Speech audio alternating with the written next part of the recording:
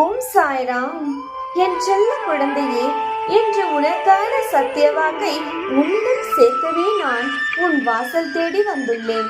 என்னை இன்று நீ உன் இல்லத்திற்கு மட்டும் அழைக்கவில்லை, உன்னுடைய உள்ளத்திற்கும் என்னை அழைத்திருக்கின்றாய்.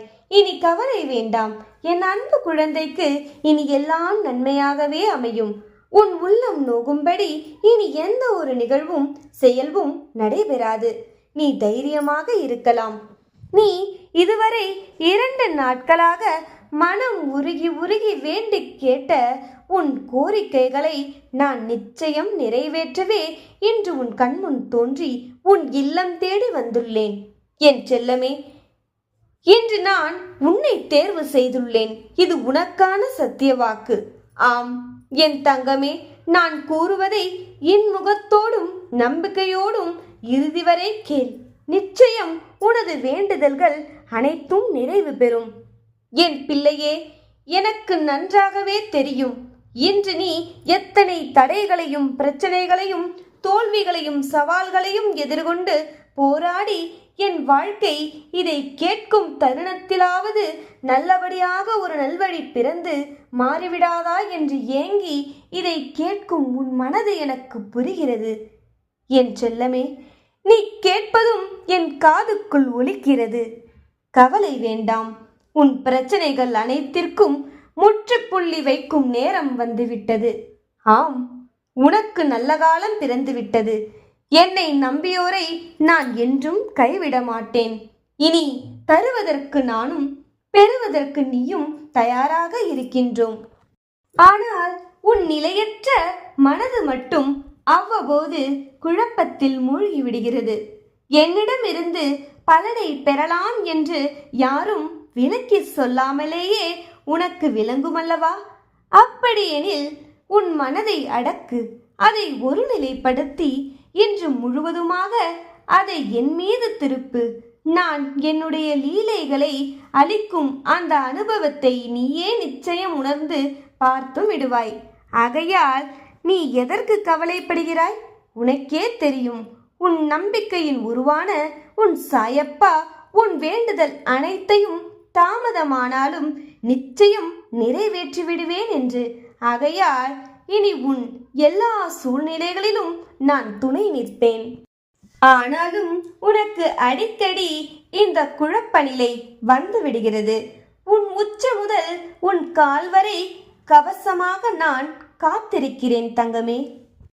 உன்னுடைய தொழில் எதுவானாலும் அதை என்னுடையதாக நான் மாற்றி விடுகிறேன். இனி அனைத்தையும் நான் பார்த்து கொள்கிறேன். இனி உன் அழுது புலம்பும் மனக்குமுறல்களையும் கவலைகளையும் என்னிடம் விட்டுவிடு. இனி உன் வாழ்வில் உன் பார்வையும் நீ பார்க்கப்படும் பொருளும் நானாகவே இருப்பேன். உனக்காக நான் உழைத்துக் கொண்டிருக்கும் போது உனக்கு எதற்காக பயம்? என் செல்லமே, பயமற்று இரு. இனி உனது ஏக்கம் எனக்கானதாகவே இருக்கட்டும். என் மீது ஆவலோடு இரு. ஏனெனில் உன் கவலைகளையும் கண்ணீரையும் மாற்றுவதற்காகவே நான் ஒருவன் இருப்பதை என்றும் மறவாதே.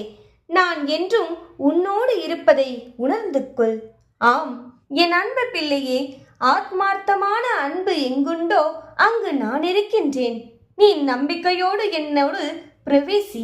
கூடிய விரைவில் என் தரிசனத்தையும் நீ பெறப்போகின்றாய். என்னை தரிசிக்கும் பொழுது நீ அனுபவிக்கும் பேரானந்தத்தை நானும் அனுபவிப்பேன். ஏன் எப்பொழுதும் ஒட்டியும் ஒட்டாமலும் வெறுமையோடே இருக்கின்றாய்? நடப்பது எல்லாம் நடக்கட்டும், நடக்கும் பொழுது நடக்கட்டும், வருவது வரட்டும், வரும்போது வரட்டும் என்ற மனப்போக்குடன் தானே இன்று நீ இருக்கின்றாய். ஒன்று தெரியுமா?